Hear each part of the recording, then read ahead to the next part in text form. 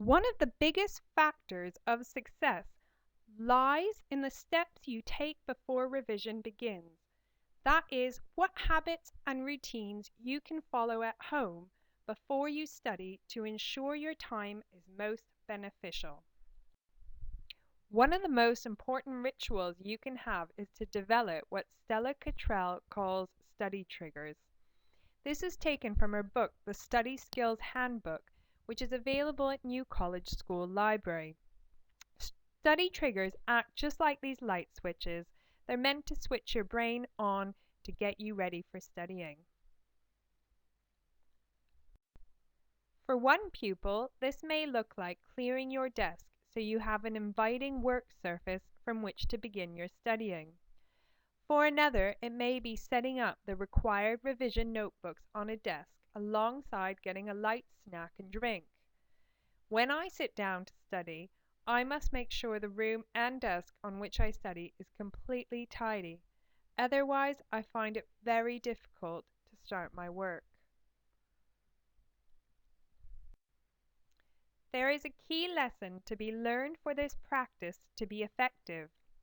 That is, it is important that you, as a learner, takes the initiative to set yourself up to study, and not a parent or teacher or tutor.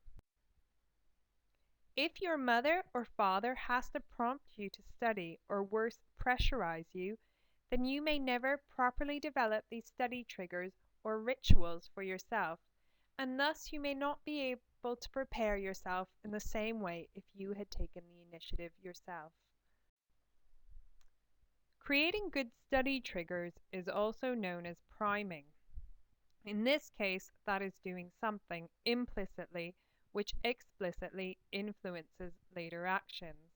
So it's sort of like these dominoes, where if you hit the first domino, it has the effect of knocking over those behind it. Implicitly means to do something at a subconscious level and often unknowingly.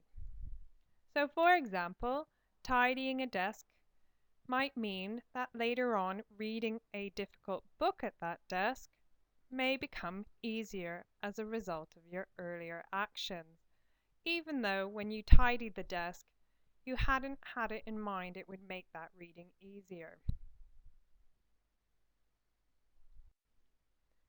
One study by Ackerman, Nocera, and Barr found that basic touch influenced thinking ability.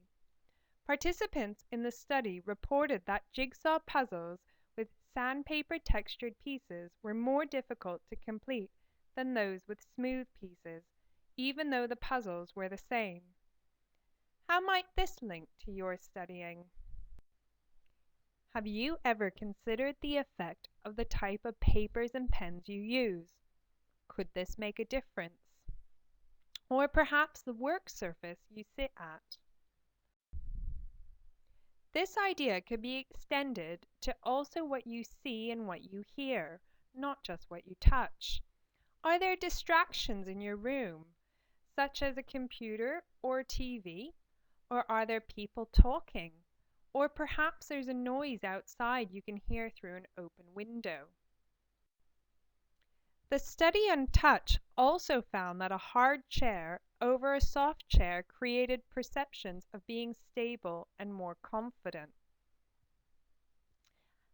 What kind of chair do you sit on? Does it have wheels?